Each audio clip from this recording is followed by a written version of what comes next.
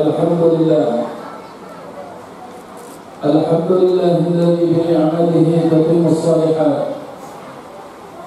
والصلاة والسلام على سيد السادات سيدنا ومولانا محمد خير البريات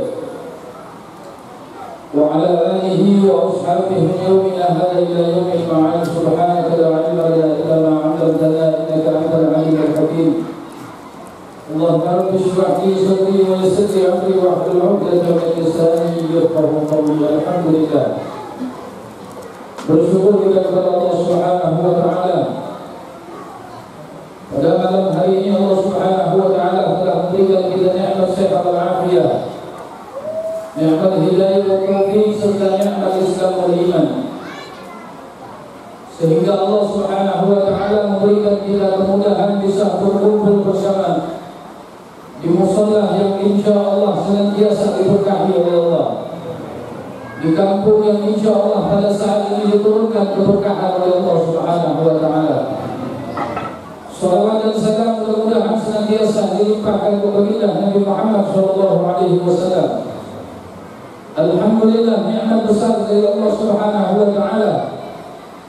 Pada malam yang mulia ini Allah masih memberikan kita kesempatan bisa memuji Allah Subhanahu wa taala, bisa bersalawat kepada baginda Nabi Muhammad sallallahu alaihi wasallam. Dan alhamdulillah nikmat besar dari Allah Subhanahu wa taala. Pada malam hari ini kita bisa merayakan hari kelahiran baginda Nabi Muhammad sallallahu alaihi wasallam. Mudah-mudahan berkat hari kelahiran baginda Nabi Muhammad, insyaallah Allah berikan kita keberkahan.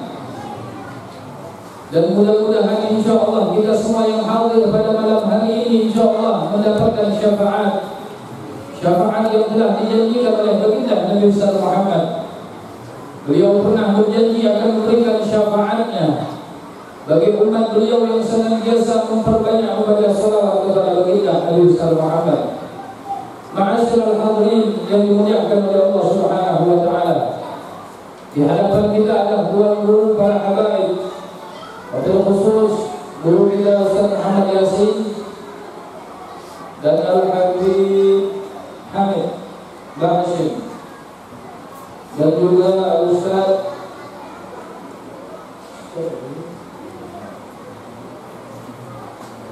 Anda yang Nur. Alhamdulillah, beliau alumni Darul Mustafa Tarim Abdul yang insyaallah membawa ilmu baginda Nabi Muhammad sallallahu alaihi wasallam. Dan insyaallah di kampung ini ditambahkan keberkahan oleh Allah Subhanahu wa taala. Ma'asyiral hadirin yang dimuliakan oleh Allah Subhanahu wa taala. Sayyidatuna Aisyah radhiyallahu taala anha, suatu ketika beliau pada malam hari ketika menjahit pakaian,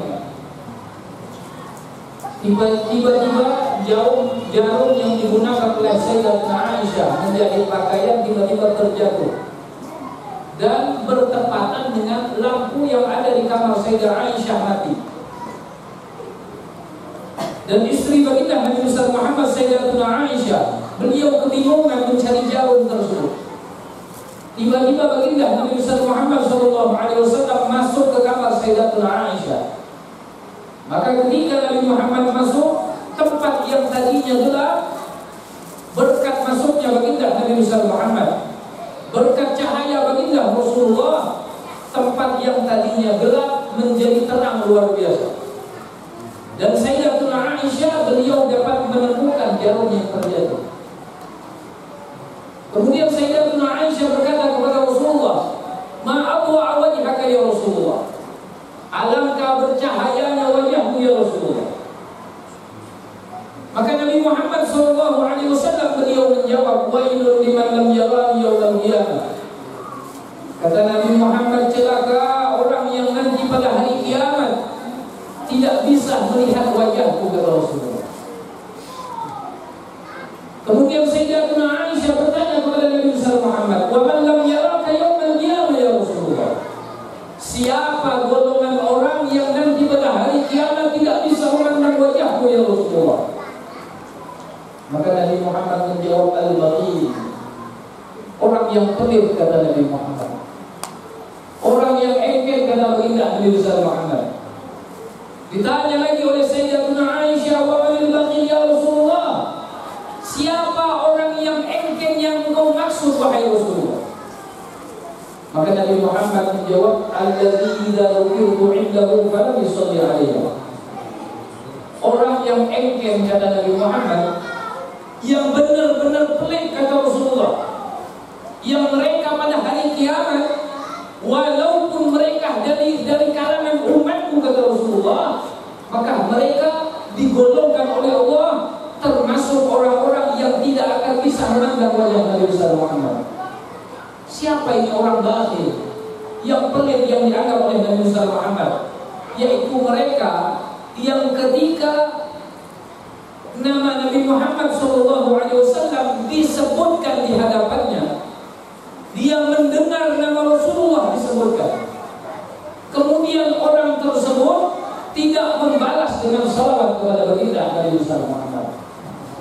Makanya ketika kita mendengar nama Rasulullah, jangan kita anggap sepele. Kita harus segera, secepat mungkin membalas dengan salawat, agar kita tidak digolongkan oleh Allah termasuk golongan orang-orang yang nanti di yaumil qiyamah Allah haramkan memandang wajah Nabi besar Muhammad. Ma'asyiral hadirin yang dimuliakan oleh Allah Subhanahu wa taala, salawat kepada baginda Nabi besar Muhammad merupakan penyambung kita kepada Allah, yang bisa memperkuat hubungan kita kepada baginda Nabi besar Muhammad. Orang yang paling banyak selawat kepada baginda Nabi besar Muhammad, maka mereka lah golongan orang-orang yang paling dekat nanti posisinya dengan Nabi besar Muhammad. Yang paling banyak selawat, mereka yang paling dekat dengan Nabi Muhammad. Yang tidak pernah selawat kepada baginda Rasulullah, yang tidak pernah membasahi lisannya dengan selawat kepada baginda Nabi besar Muhammad, maka mereka adalah golongan yang nanti di yaumil qiyamah Allah jauhkan dari Nabi Muhammad. Na'udzubillah min dzalik. Jangan sampai kita umat Nabi Muhammad nanti di yaumil qiyamah Allah jauhkan kita dari Nabi Muhammad. Perayaan Maulid baginda Rasulullah SAW mengajarkan kepada kita agar kita senang atas kelahiran Nabi besar Muhammad, bangga ketika kita kedatangan tamu mulia. Bulan Maulid Nabi Muhammad SAW adalah tamu yang sangat mulia. Malam kelahiran Nabi besar Muhammad lebih mulia daripada malam Lailatul Qadar, lebih mulia daripada malam nisfu Sya'ban, lebih mulia di sisi Allah daripada malam 1 Rajab. Keistimewaan kelahiran baginda Nabi besar Muhammad yang membawa keberkahan untuk alam semesta. Paman baginda Rasulullah yang mungkin kita semua hafal surat ini, surat Al-Lahab atau Al-Masad, yang khusus Allah turunkan untuk paman Nabi Muhammad yang bernama Abu Lahab. Surat khusus yang menceritakan bahwasanya Abu Lahab adalah golongan orang yang rugi di sisi Allah, yang dijauhkan rahmat dari Allah. Tapi Abu Lahab dapat keistimewaan dari Allah. Ketika beliau mendengar kelahiran baginda Nabi besar Muhammad, maka Abu Lahab merdekakan hamba sahaya. Beliau kafir, tidak beriman kepada Allah, tidak beriman kepada Nabi Muhammad, tapi senang. Ketika Rasulullah lahir, Abu Lahab senang. Saking senangnya Abu Lahab atas kelahiran Nabi Muhammad, beliau merdekakan hamba sahaya. Maka ulama mencatat orang yang pertama kali bersedekah besar-besaran untuk menyambut kelahiran Nabi Muhammad adalah Abu Lahab. Hamba sahaya dimerdekakan, sehingga Abu Lahab setiap hari Senin Allah ringankan azabnya, diliburkan azabnya oleh Allah. Disebutkan oleh Umar bin Muhammad bin Salim bin Hafid, Di dalam maulid yang tadi kita baca, Al-Habib Umar mengatakan, "Lam yansakani guna farhatan bil Mustafa wa bidal hadith wa atana anna al-'adab mukhaffafun fi kulli ithnayn farhatihi biman wafana. Hada ma'al kufri fa kayfa bi farhatin min di fu'adihim kala iman." Al-Habib Umar bin Hafid, guru beliau, ia tidak pernah bertemu dengan Habib Umar, tidak pernah berjabatan tangan dengan Habib Umar, jabatan tangan dengan beliau. Ya. Kita berjabatan dengan seorang guru, maka sama halnya kita bersalaman dengan Nabi Muhammad. Kata Rasulullah, "Man safaha 'aliman faka'annama safahani." Orang yang berjabatan tangan, bersentuhan, bersalaman dengan orang alim, kata Rasulullah, maka seakan-akan mereka bersalaman dengannya. Kenapa bisa seperti itu? Seorang ustaz pernah bersalaman dengan gurunya, gurunya pernah bersalaman dengan gurunya, sampai ke atas, sampai kepada baginda Nabi Muhammad. Keberkahan tersebut tidak akan pernah hilang. Siapapun yang bersalaman dengan orang alim, maka mereka dapat keberkahan dari Nabi Muhammad. Ya. Jadi Abu Lahab, kata Habib Umar, Allah Subhanahu wa ta'ala Sang Khaliq, Maha Pencipta, Allah Subhanahu wa ta'ala tidak lupa kesenangan yang pernah dialami oleh Abu Lahab ketika mendapatkan kabar Nabi Muhammad lahir. Annal 'adzaba mukhaffafun fi kulli ithnain. Azab diringankan oleh Allah. Setiap hari Senin, azab Abu Lahab diringankan oleh Allah. Hadza ma'al kufri fa kaifa bi farhatin min diwali lal iman. Kata Habib Umar, ini Allah lakukan untuk orang kafir yang tidak beriman kepada Allah, yang tidak beriman kepada Nabi Muhammad, yang Abu Lahab hanya satu kali seumur hidup senang kepada Rasulullah. Senang ketika Nabi Muhammad lahir saja. Tapi ketika Rasulullah beranjak dewasa, justru Nabi Muhammad jadi musuh Abu Lahab. Tapi walaupun Abu Lahab hanya satu kali senangnya atas lahirnya Nabi Muhammad diingat Allah, maka bagaimana keadaan orang yang di dalam hatinya ada keimanan kepada Allah, yang di dalam hatinya ada keimanan kepada Nabi Muhammad, dan mereka senang atas kelahiran baginda Rasulullah. Kita umat Nabi Muhammad, kita beriman kepada Allah, kita beriman kepada Nabi Muhammad, dan kita alhamdulillah pada malam hari ini kita nampakkan rasa senang kita, rasa gembira kita untuk menyambut hari kelahiran Nabi besar Muhammad. Mudah-mudahan insyaallah kita dapat nikmat dari Allah Subhanahu wa ta'ala. Ma'asyiral hadirin yang dimuliakan oleh Allah Subhanahu wa ta'ala, kecintaan kita kalau dibanding dengan kecintaan Nabi Muhammad, maka cinta kita kepada Rasulullah tidak ada artinya sama sekali. Cinta Nabi Muhammad itu untuk kita luar biasa. Bahkan segala sesuatu yang kita miliki, harta kita, kekayaan yang kita miliki, usaha kita yang sukses, jadi orang kaya, maka harus sadar semuanya sebab Nabi Muhammad. Seorang ulama mengatakan, bil Mustafa Rasuli nahdham bi kulli suni. Berkat Nabi Muhammad harus sadar kekayaan yang kita dapatkan semuanya berkat Nabi Muhammad. Bukan karena kita, bukan karena usaha kita, semuanya karena wasilah Nabi besar Muhammad sallallahu alaihi wasallam. Kalau bukan karena Rasulullah, engkau tidak akan kenal dengan Allah. Kalau bukan karena Nabi Muhammad, engkau tidak akan kenal dengan yang namanya Islam. Semuanya berkat Nabi besar Muhammad sallallahu alaihi wasallam. Makanya jangan lupakan Nabi besar Muhammad sallallahu alaihi wasallam. Kita lihat kecintaan Rasulullah kepada kita. Cintanya Nabi Muhammad kepada kita sangat luar biasa. Sayyidatuna Aisyah, istri Nabi Muhammad, suatu hari beliau pernah meminta Nabi Muhammad untuk mendoakan beliau. Sayyidatuna Aisyah mengatakan, "Ya Rasulullah, ud'u Allah li." Wahai Nabi Muhammad, doakan aku, kata Aisyah. Maka Nabi Muhammad mengangkat tangan dan berdoa kepada Allah.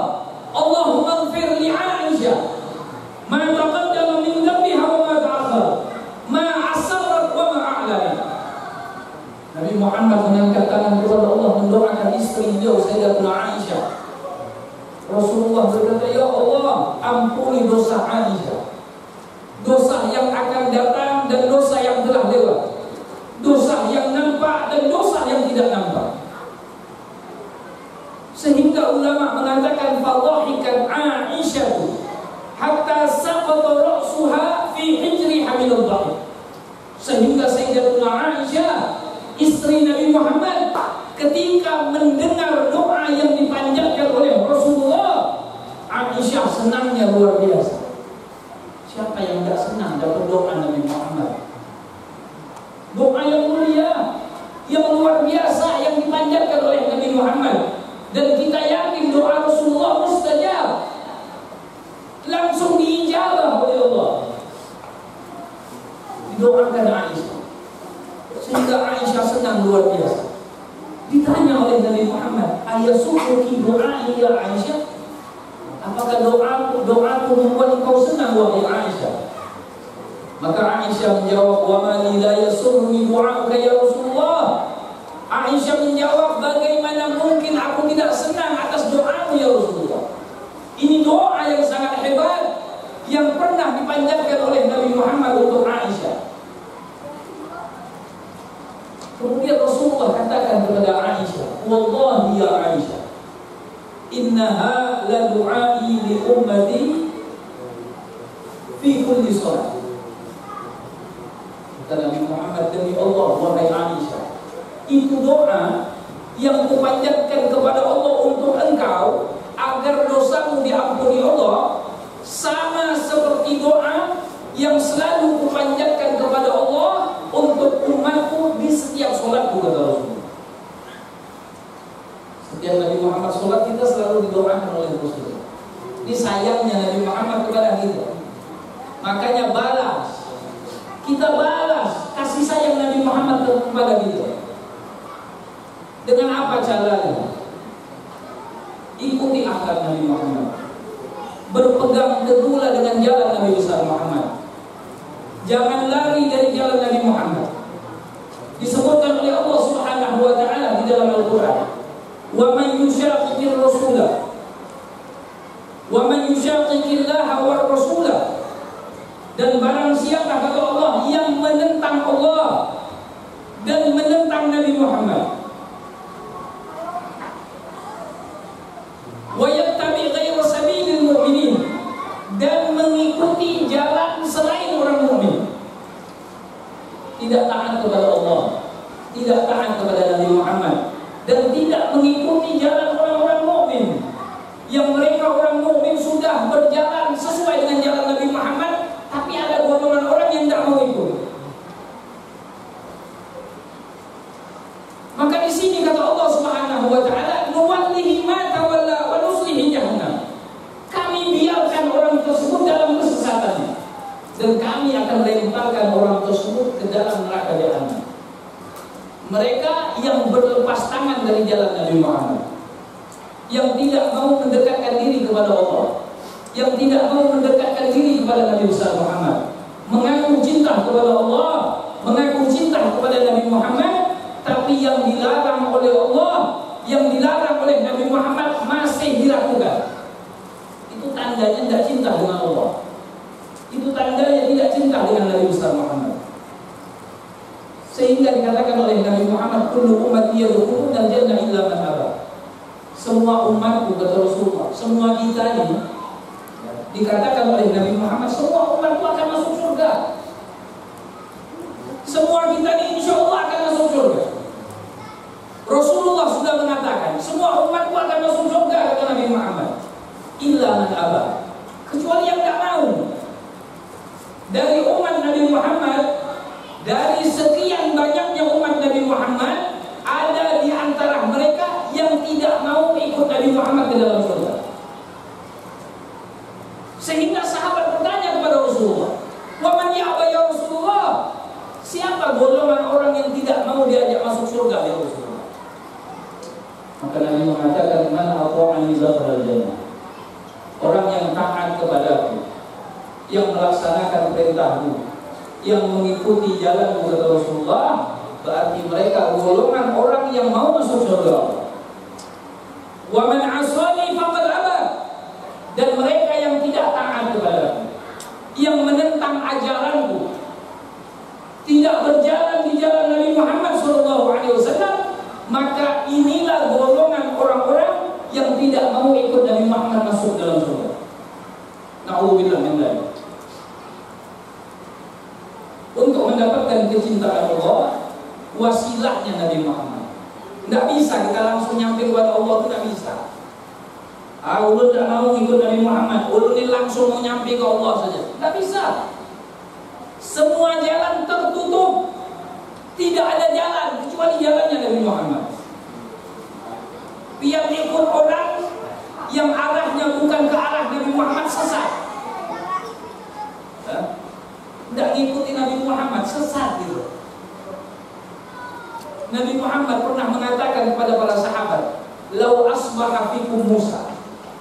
Kalau seandainya, kata Rasulullah, Nabi Musa alaihissalam yang gelarnya Kalimullah bisa berbicara langsung kepada Allah, kalau seandainya Musa, kata Nabi Muhammad, berada di tengah-tengah kalian, muncul, diturunkan lagi oleh Allah di tengah-tengah kita ini, wattaba'tumu, kalian ikuti Nabi Musa, kata Nabi Muhammad, wattaraktumuni, dan kalian tinggalkan aku, kalian lepaskan ajaranku, tidak mengikuti jalanku, kata Rasulullah, la sungguh kalian akan sesat.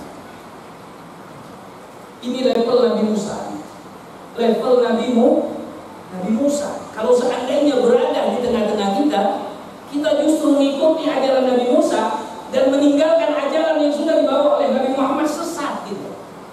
Apalagi yang bukan Nabi. Ya. Nabi bukan, alim bukan, ilmu nggak punya, tapi diikuti. Ya. Siapapun mereka, kalau sudah jalannya tidak sejalan dengan Nabi Muhammad, tinggal. Siapapun mereka, ya, entah mereka dari keturunan wali, ya, keturunan habaib, kiai, kalau sudah jalannya tidak sejalan dengan jalan Nabi Muhammad, tinggal. Ya. Kita mau selamat dunia akhirat, makanya berpegang teguh dengan jalan Nabi besar Muhammad SAW. Makanya seperti beliau ini, alhamdulillah, di kampung kita ada ustaz, ya. Mungkin di musholanya ada majelis, pengajian ada ustaz di rumah, di sana ada, alhamdulillah. Majelis, beliau buka majelis, didatangi Habib Ali bin Muhammad Al-Habsyi. Beliau pernah mengatakan, "Masyi yasuru waladul Habib fi hadzal zaman illa talibul ilm." Habib Ali mengatakan tidak ada yang bisa menyenangkan hati Nabi Muhammad untuk zaman ini, zaman beliau, zaman Habib Ali, bukan zaman kita. Habib Ali itu butuh waliullah yang kecintaannya dengan Nabi Muhammad luar biasa. Beliau mengatakan tidak ada sesuatu yang lebih menyenangkan hati Nabi Muhammad untuk zaman ini kecuali untuk ilmu Nabi Muhammad. Pelajari ilmu baginda Rasulullah, duduk dengan para ulama. Ulama buka majelis, tuan guru buka majelis, datangin.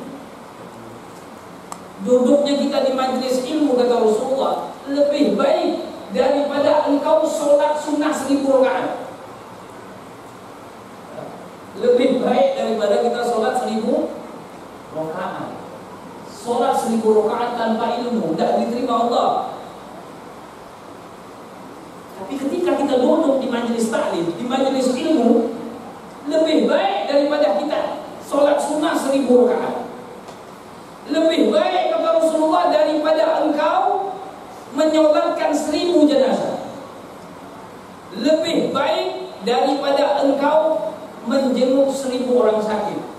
Duduk sebentar. Majelis paling lama setengah jam, 1 jam. Kita diajak memuji Allah, diajak memuji Nabi Muhammad SAW. Dosa diampuni Allah, derajat diangkat oleh Allah Subhanahu wa Ta'ala. Itu manfaat duduk di majelis ilmu. Orang tua kita yang sudah meninggal senang luar biasa ketika mereka melihat anak-anaknya, menantunya, cucunya duduk di tempat-tempat majelis taklim, orang tua kita yang sudah kembali kepada Allah, senang luar biasa. Tapi ketika ada anaknya yang tidak taat kepada Allah, yang meninggalkan perintah Allah, maka orang tua kita yang ada di alam barzakh, yang sudah kembali kepada Allah, mereka sedihnya luar biasa.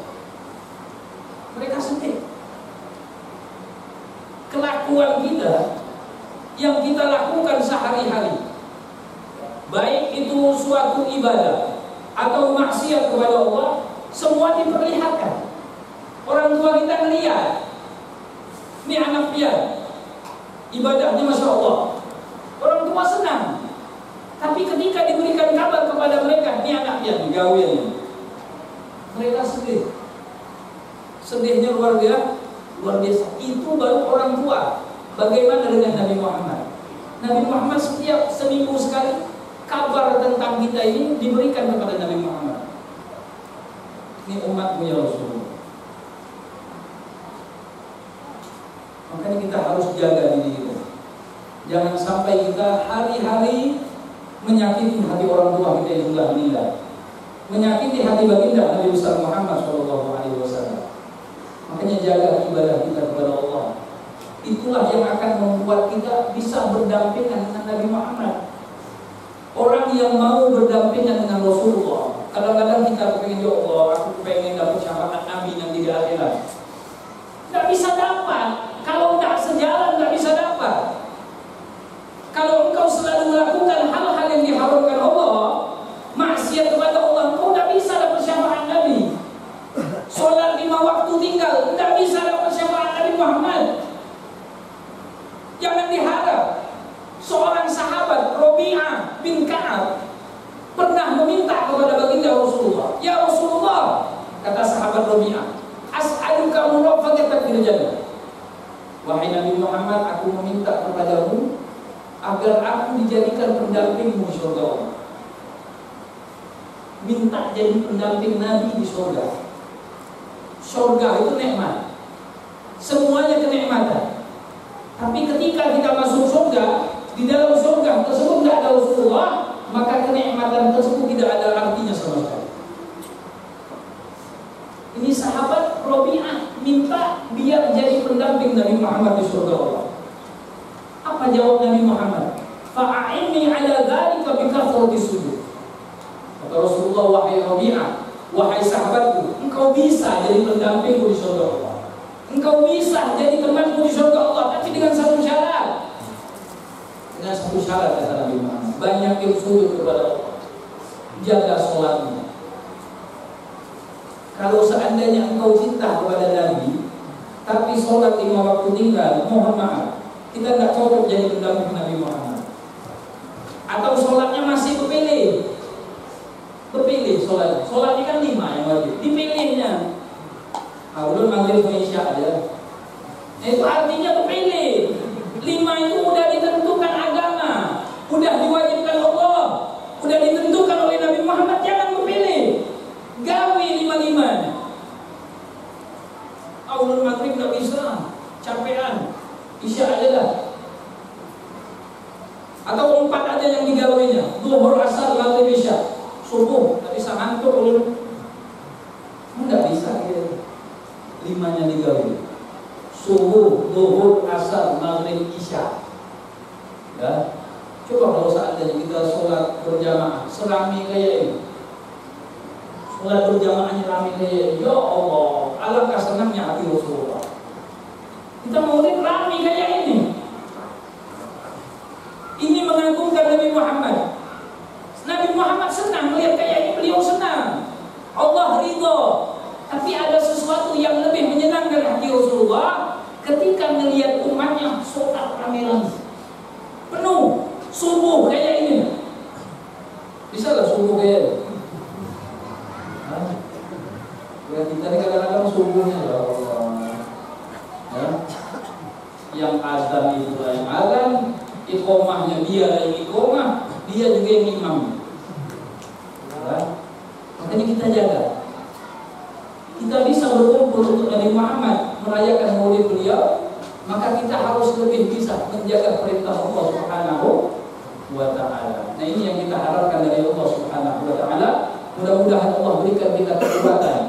Mudah-mudahan Allah ubah keadaan kita. Allah jadikan kita hamba yang lebih baik, yang lebih taat kepada Allah, dan bisa menjauhi segala larangan Allah Subhanahu wa ta'ala. Mudah-mudahan perkumpulan kita pada malam hari ini menyenangkan hati Nabi Muhammad. Dan mudah-mudahan insya Allah semua yang hadir di sini, nama kita satu persatu insya Allah diingat oleh Allah, diingat oleh baginda Nabi Muhammad. Dan insya Allah semua kita yang hadir pada malam hari ini berhak mendapatkan syafaat yang dijanjikan oleh Nabi Muhammad SAW. Amin ya rabbal alamin. Mungkin ini yang bisa saya sampaikan. Kurang lebih mohon maaf karena ulun kecapean, Jadi dari Banjarmasin jam 8 pagi, setengah 6 tadi baru nyampe. Ini udah kayak mau siup.